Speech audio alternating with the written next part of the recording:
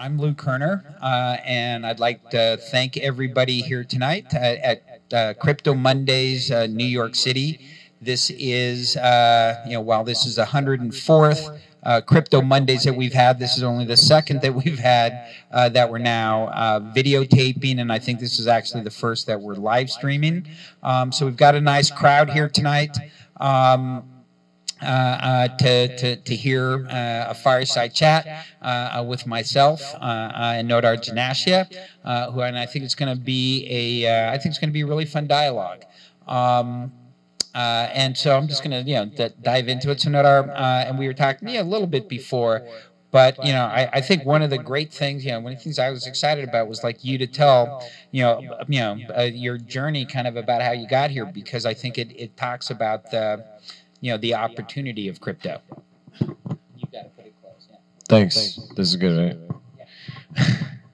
right? So yeah, I mean, my journey is, especially in the crypto space, pretty something I'm like pretty. I still kind of incredibly unbelievable, honestly. So I started off first. I saw like a mining video. What was this?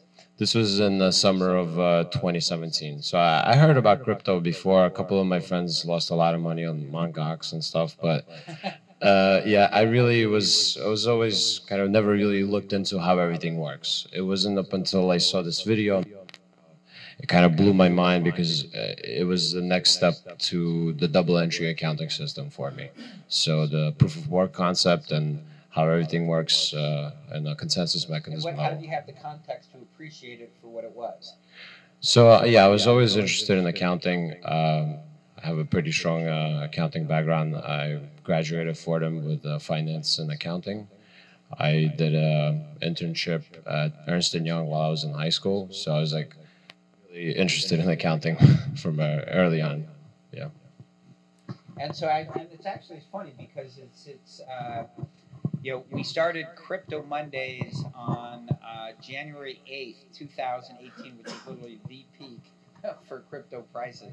And Nodar, I think you were at the first one, and then at the second one, we had 3 TV crews. At the second one, there were 350 people at Bagatelle in New York, and they were asking us who they should talk to. And I thought one of the most pressing people there was Nodar. So what happened, like, just from that television conversation? Yeah, I remember that time because I remember after I got into crypto, I really followed you, Lou, and Chris's valuation models. Basically, trying to learn as much as possible from you guys at first. Chris Bernesky, yes.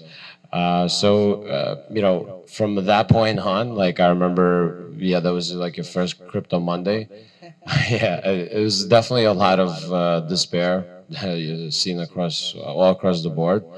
So I really went into kind of, I guess, this build mode, trying to soak up as much as possible from like teams that have continued building in the space and try to see where I can contribute the most or start something on my own. Yeah. And then when did the DeFi light come? So yeah, that was like the summer of 2018. That's when the whole like DeFi community originally formed.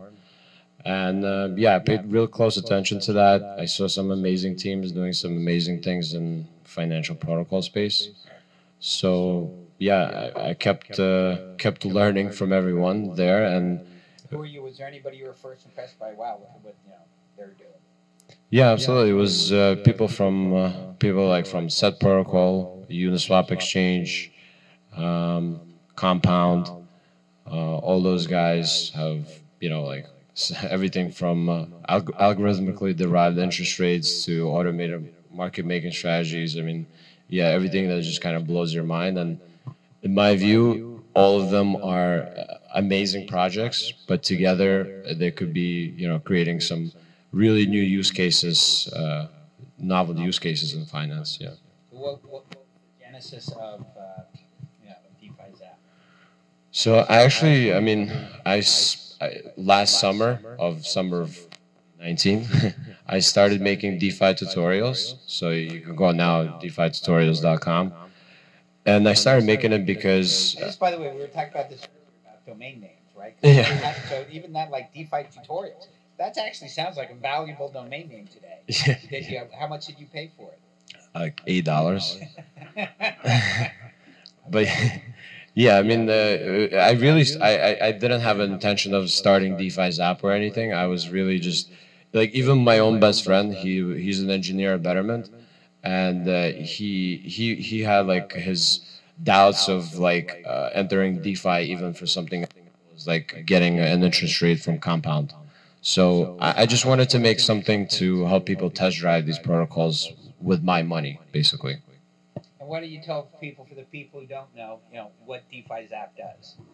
So yeah, DeFiZap basically allows you, it gives you instant access to some interesting opportunities in DeFi. So to get access to like some of these strategies, it's a hurdle for an end user. It takes a couple of transactions, you waste time, and you waste gas. So DeFiZap helps you save time. Can you give back some? Because just to put like an example, so somebody wants to lock up, Yeah, absolutely, absolutely. So for example, like if somebody wants to provide liquidity on like Uniswap exchange, so when you do that, you're gonna start making trading fees anytime a trade in that trading pair. So to do that, you need to come in with 2 tokens to that liquidity pool. And it takes, if you're coming in with just ETH, you need to first split up that ETH. And to split up that ETH, you need to first unlock that ETH for trading. It's like it takes three on-chain transactions to actually get to the endpoint. With DeFiZap, you get to do it in one. So yeah. I mean, and I'm not over selling anything, but like the easiest concept to me was almost kind of like the browser, where before you had to put in, a lot more information to get to a website when you wanted to get there. Yeah, is that a reasonable? So another thing we've enabled is there's an ENS name for each zap, quote unquote. So like zaps is a double bull zap, and what it does is any input that you bring into that zap, it places a 2x leverage trade on PTC and on Ether. I'm sorry, just to back up, because you might, and again, we have a diverse crowd here, but obviously largely below where you're at. But when you talk about .ens, what can you just even explain what that is and how that works? Just because I think it's so super interesting. Yeah, absolutely. So like ENS names is like, think of it as like right now for you to send a transaction to another wallet, you need to type in like all of those numbers, right? Like a really long number basically. And if you screw up one number, basically it could go somewhere else. So with ENS names, it allows you to make those human readable addresses. So basically instead of all that address, you could go nodar.eth. And which is like your domain name. Yeah, it is my domain name actually. Yeah. So yeah, what we set up is for each zap, you can send money to doublebull.defizap.eth, and basically your input will be automatically tokenized into those leveraged positions. Yeah. With one click. Yeah, with one click, with one transaction. Yeah, so you could go like directly from like your wallet. Yeah. Okay, so let's talk about the fun stuff. So when did you go live? We went live officially on on December 9th. December 9th. So we're literally like a month and a half in. Yeah. And so what did you like? What was the first thing that happened? Did you go live? I mean, we went live officially. This was after we won the hackathon from Kyber. It was like a Kyber virtual hackathon. So I'm sorry. So let's back up. So so Kyber has their hack. Yeah, that's actually how after making all those DeFi tutorials, I kind of gathered some feedback and hacked up like DeFi Strategies, another website, DeFiStrategies.com. And $8. Yeah, another $8. And basically there it was like a trading simulator where, people basically thought they would be placing trades from there. So that's where the idea for DeFiZap came about. And I saw Kyber's hackathon going on at that time. It was like 2 weeks before the deadline. And I started looking for help in there. It was a virtual hackathon? Yeah, it was a virtual hackathon. So anybody could participate from anywhere in the world. You just have to kind of submit your project by a certain due date, which is like 2 weeks before I reached out, yeah. And then how did you find out you won? That must have been nice. Yeah, no, it was pretty shocking because yeah, like And how much? What was the prize? it was $5,000 in KNC tokens. Okay. That's so. Yeah. So you win that, and now you're off to the races. Yeah, that was definitely a big push for the whole team, and so we kept building. So for that hackathon, we like launched. It was like a beta thing that we launched, like only one Zap. We didn't really encourage deposits. It was really to show kind of like the some kind of product for the submission. So Did the winning of that hackathon, how helpful was that? Other than just the money that you won, just from a PR perspective.